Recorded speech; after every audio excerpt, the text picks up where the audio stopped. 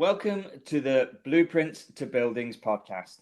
I'm your host, Glen Palmer, and on today's show, we interview the movers and shakers in the world of property development and real estate.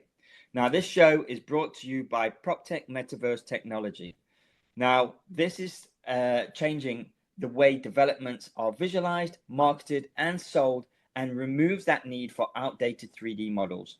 We use this tech to save on property developers up to 11% on construction costs, increase off-sale plans, and save between 8 and 12 weeks of concept timelines. To find out more, direct message me on LinkedIn at Glen Palmer Secure or look in the show notes below. So on today's show, we have a special guest, Aaisha. Now, she is the founder of MHBQ Developments here in the UK, and she's developing and transforming underused commercial buildings into beautiful homes for first-time buyers. Now, this is driven by a mission to give back to local communities. So firstly, Aaisha, welcome to the show. And I want to start off by asking a question I ask all my guests. And that is, if time travel became a reality and you had the chance to go back in time for when you first started your career, what advice would the person you are now tell your younger self? Hi, Glenn. Thanks for having me today. More than welcome. It's an interesting question, so I had a bit of a think about this. I'd probably teach myself to make better financial decisions. And ultimately, I'd hope that that would have led me to make better investments and give me better financial stability. And I have my son who's 19, and I am always teaching him about these things. And I really wish that schools would actually educate children more around this, because nobody prepares you in the real world. No, you know what? I 100% agree with that sentiment, because we got told how to, maths, English, history, all of that stuff. Even we had business economics. So I grew up in South Africa, and we had business economics in South Africa, but none of it taught you how to save, how to financially plan, how to invest properly. None of it.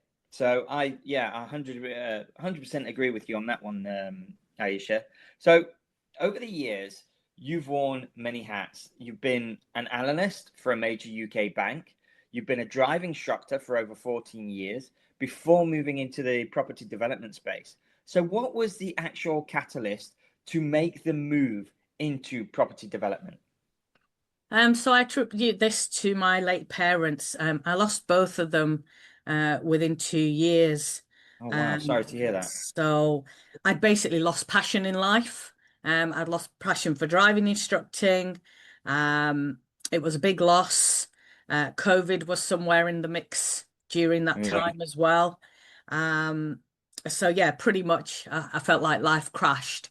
So I started looking for the next thing that would bring my passion back, bring my interest back. And that came in the form of wanting to go into property. So I bought 2 buy-to-lets off plan.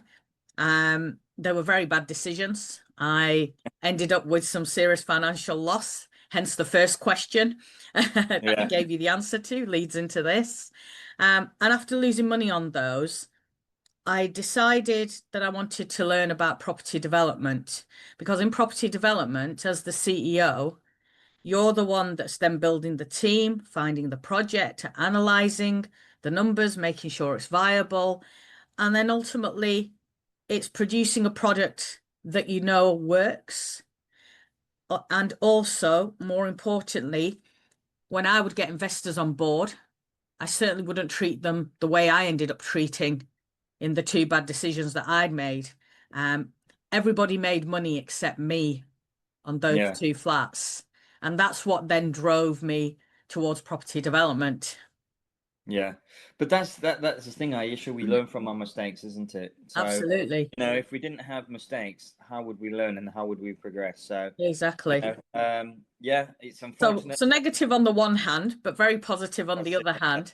Yeah. Because I ventured into something I potentially would never have ventured into had I not had the previous failings.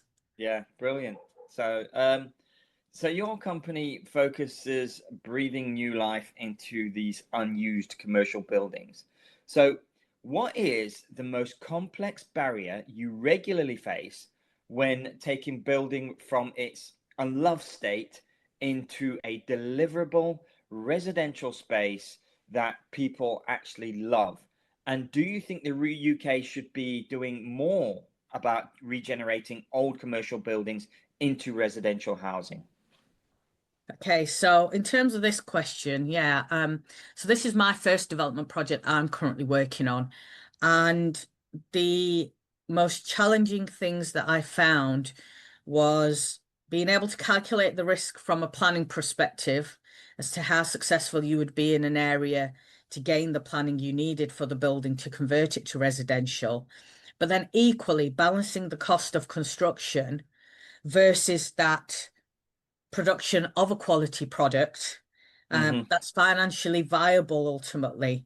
And when you're looking at all the buildings from a commercial perspective, there's a lot of stock in the UK, Yeah, but the challenge is there's very few that actually work as a financially viable project.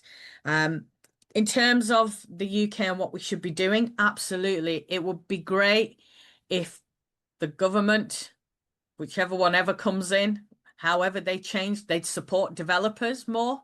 I'm yeah, not sure what that looks like. I don't have a plan on what that might look like. Um, there's got to be some sort of help that they could give us, especially in terms of helping us with construction costs. yeah, Just trying to reduce that so that we can provide better spaces. But then equally, I know there are a number of developers who work in the social housing arena, and they're making it work in that respect. yeah, So yeah, that's pretty much my viewpoint on it. yeah. Because I mean, the way that I see it is, since post COVID, there has Mm, been a huge shift from working in an office to working in at home. absolutely. Now, there's loads of people working at home. There's loads of empty commercial buildings that are ripe to be turned into residential area spaces.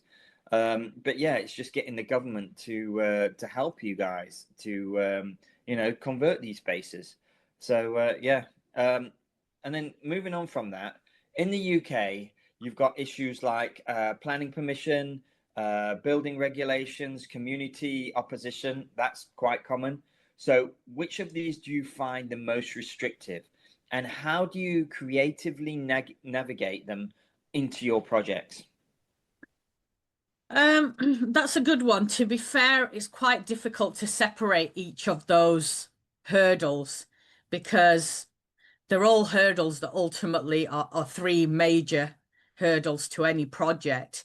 Um, so for myself, from my own experience, surrounding myself with a very good professional team has been key. Yeah, I had a very good planning consultant, so he's helped me through that hurdle. Um, I've got a very good project manager, architect who are helping us work around building regs and making sure that we are building according to those. Obviously, Grenfell was a key factor in building regs being changed and yes, things yeah, coming yeah, in. So I don't necessarily disagree with the complicated issues, if you will, around building regs because I understand why they came in. yeah, But you definitely need a very good team. And then community opposition, well, that's a funny one, isn't it? yeah, Some opposition can be really valid, and then other bits of opposition, you read them and you kind of think, well, I'm not really in control of certain elements. Um, but I think with the community, they're always going to object. There's always going to be something someone doesn't like, and people don't like change.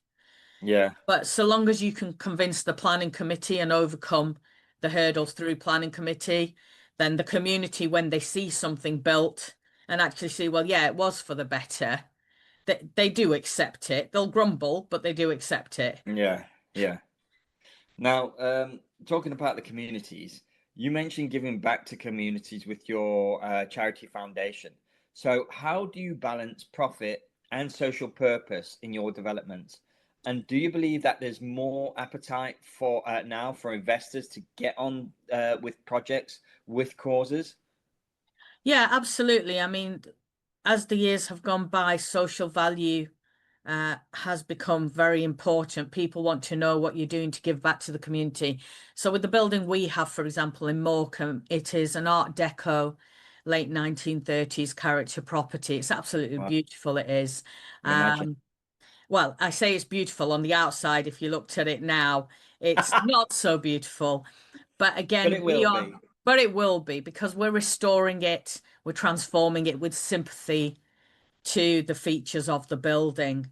And giving back to the community for myself and my business partner ultimately has meant that normally you might build something and keep it and rent it out or pass it potentially to investors. But with this particular building and the history and the significance of the history in the area of this building, we've decided that we'll actually sell it to people in Morecambe. So whether Yeah, that's retirees, downsizers, or even professionals who struggle yeah, to find property in Lancaster, but Morecambe potentially is a better option. So we want to give that asset back to the community. yeah. Excellent.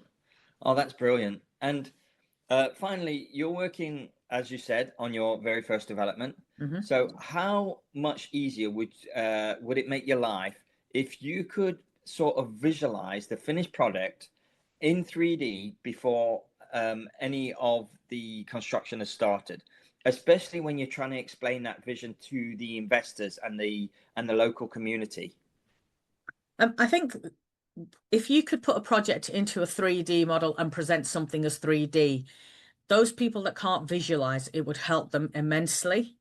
Yeah, Um, and it would even help us because we perhaps wouldn't have to talk as much. The 3D model of the potential walkthrough, if you could have one, would actually do all the talking the for top. you. So for example, Yeah, we've just done a discovery day. I am biased though because the building that we do have it's a wonderful building, and we did a site visit so people could see what it is that we were converting, even though they couldn't see the end product. yeah, Because of the character of the property and the presentation we did take them on the journey. Would have been nice to yeah, have the 3D, but that was as good as we got. yeah, And yeah, then yeah. my videographer now, he's actually, so he produced a video using drone footage.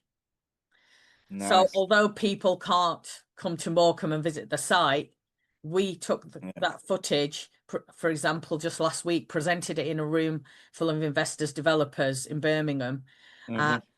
and literally we took a piece of Morecambe and put it in a room in Birmingham through that Yeah, drone footage. But again, had we had that 3D modeling, oh yeah, 100%, it would have been wonderful to have gone, this is what the end product's going to potentially look like.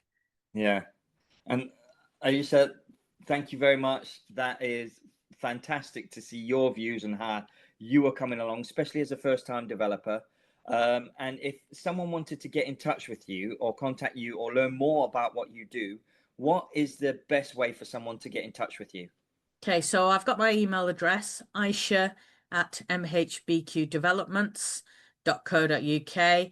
And for those who like to have a chat, my mobile number is 07812 182 424. Always happy to talk property. Aisha, thank you very much. Huge thanks to you for joining the show. Absolute pleasure to have you here on the show and learning from your experience and your insights. And of course, thank you very much for the listeners as well. As a reminder, this show is sponsored by PropTech Metaverse Technology. That's a new way of changing how developments are visualized, marketed, and sold that removes the need for outdated 3D models.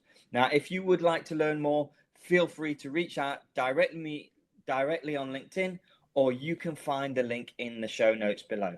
So thank you very much for tuning in to Blueprints and Buildings.